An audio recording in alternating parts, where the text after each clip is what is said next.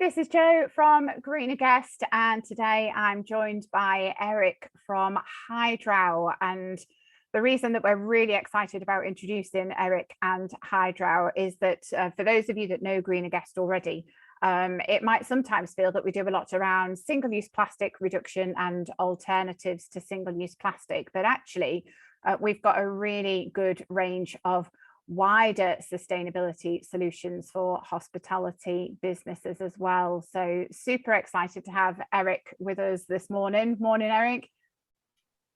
Hi, Joe. It's good to be here.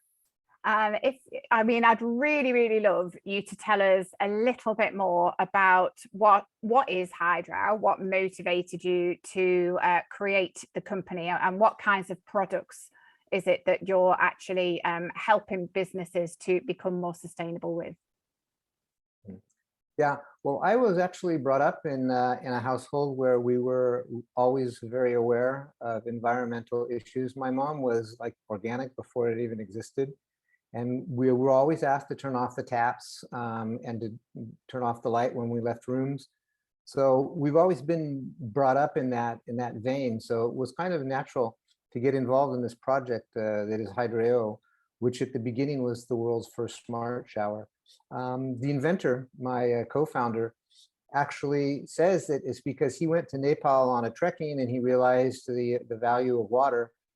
I also suspect the fact that having 4 teenage girls in the house was a big motivating factor as well, because he got home at night and there was never any hot water. So anyway, so we got involved in this, and what it is it's a shower that uses a light sequence that goes from green to red while you're in the shower, telling you how much water you're using in real time.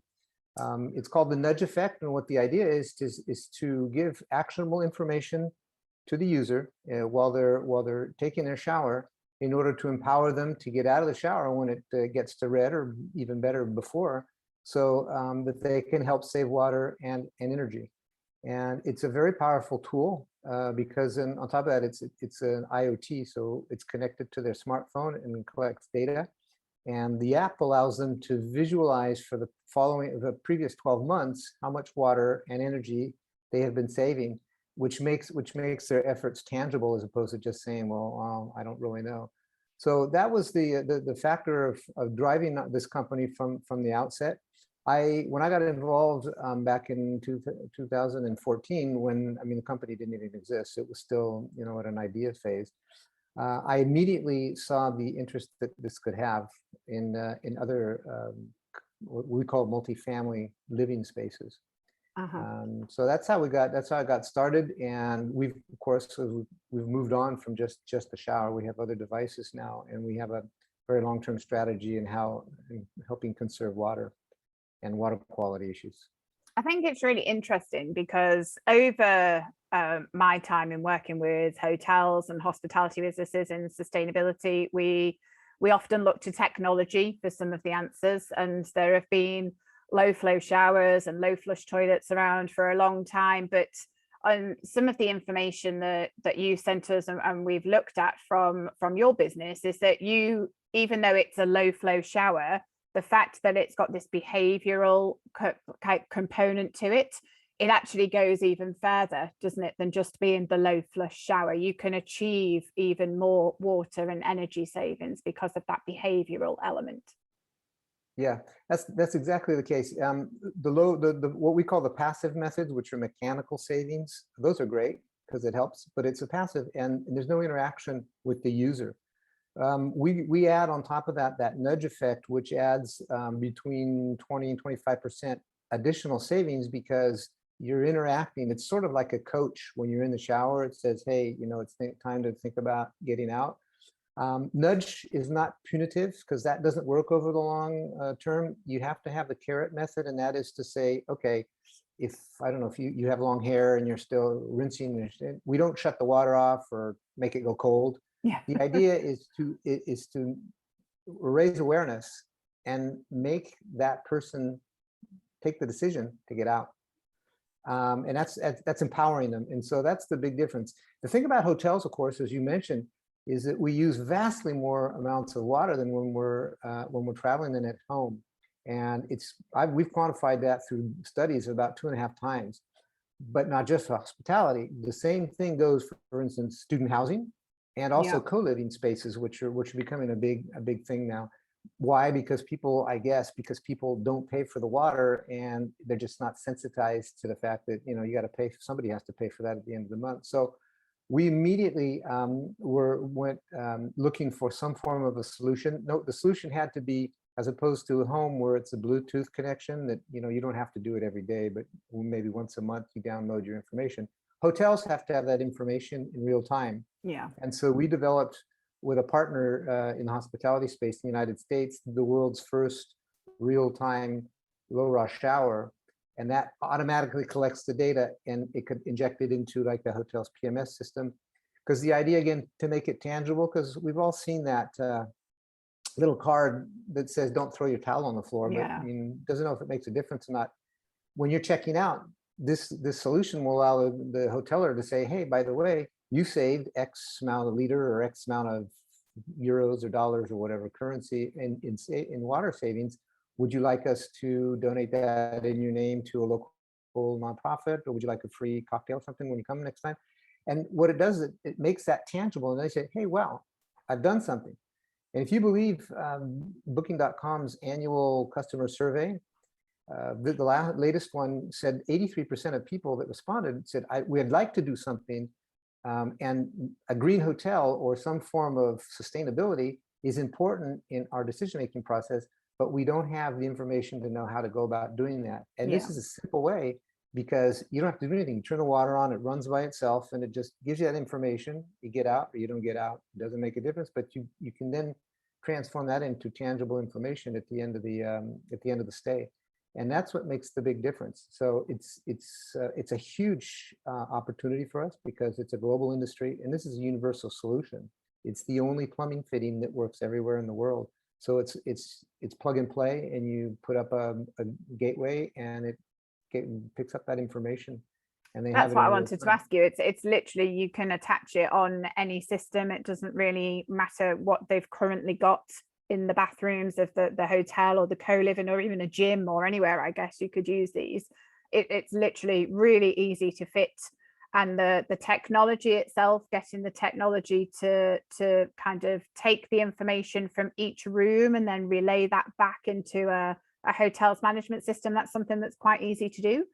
Yeah, we have a web interface, and they can view the shower and file information in real time. It's simple. It's using LoRa, which is a local, it's wide area network at low power, which, because none of our devices have energy, outside energy sources. We use an internal turbine, so you don't have to have a battery, which reduces pollution, and you don't need obviously access to local power supply. So it has that internal one, and it can send that information up via, for instance, LoRa, which is a worldwide protocol these days. And the interesting thing, like I say to the sales team, I said, you know, not only does it do for water, once you have your LoRa network installed, there's zillions of applications out there, like fire detection, air quality. You can tell what's in the vending machine, so you know when to restock it. There's all sorts of applications.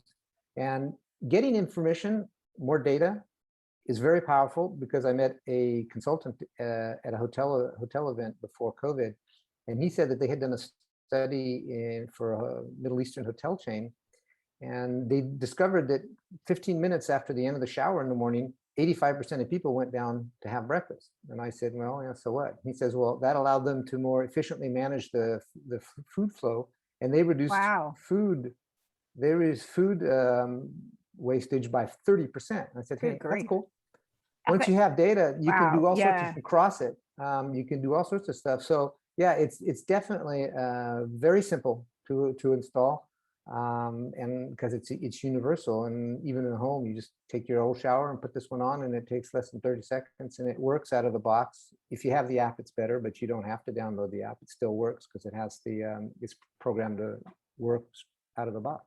Fantastic. I really love it. I've got a feeling I've become quite obsessed about getting out before the red light came on, or I would be kind of having competitions with my husband about it. I'm tempted to get my family, my sister and the kids to Yeah. have a go. And I think that's what it would do, wouldn't it? The, you know, who was It's out the great for quickest. families. Yeah.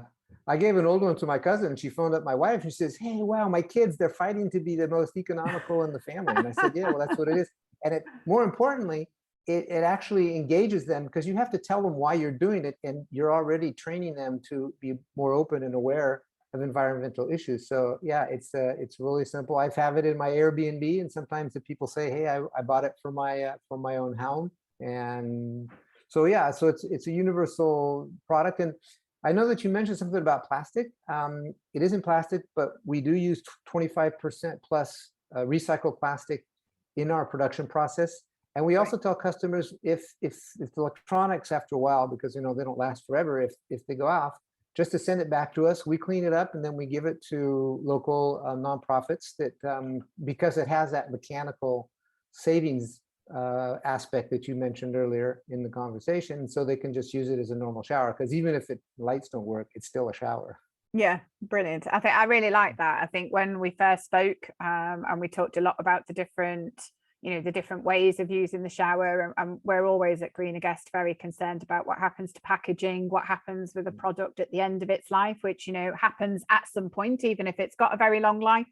And the fact that you do that, and you can help people to reuse that shower, it doesn't have to go to waste, and you help people take responsibility for it at the end of its life. And that's really, you know, the types of companies that we're really happy and excited to work with. That was something. And we do one last thing is that, because you save a lot of energy, because most people showers are hot, use hot water. We save the equivalent of almost 7,000 round trip Paris, New York plane trips last year. Good with grief. our installed base of 57,000 units. So it's also a very strong way of pulling carbon out of the. What I like about it as well, I think, is it's just in itself, it's a really good communications tool, isn't it? So I know it's the behavior change, but from our experience, a lot of hotels that we stay in or that we work with, it's challenging to create engaging customer communications around sustainability. And it's almost like the shower just does that itself. It's already engaging, and you've got to tell people what it's doing and what it's all about, because they want to know. So I think it really helps people to do so much. It's the water saving, the shower, the energy saving, the behavior change, the communications message, you know, just the whole taking responsibility for water consumption for a business. It's really a win-win scenario, isn't it? I think it's a win-win-win, because when we first tested this 4 years ago in a hotel, they were a bit worried how the customers reaction. 50% of the customers came down to reception and said, "Hey, where can I buy this for my home?" Wow. So it also could be a revenue source if they put it in their gift shop, because they can sell the unit. So that was kind of funny. So I think it's a good solution, and it also drives awareness on a more global level, because I saw a recent study from Berkeley University in California, and they actually looked at the spillover effect on energy usage in the household, i.e. that once they were aware that water was an issue, then they started going around and they took out the utility bill, and they went around to their apartment, and they looked at our house and looked for ways to save energy. You know, like we leave a lot of things plugged in that they call vampire power, is that they use power even if we're not using them.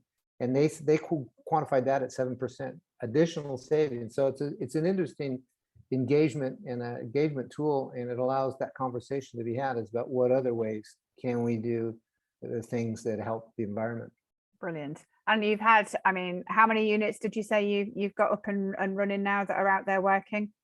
We're over 60,000. That number at the end of last year, we had 57,000 that helped save 2.4 billion liters of water. Wow. And about 78 gigawatts of energy.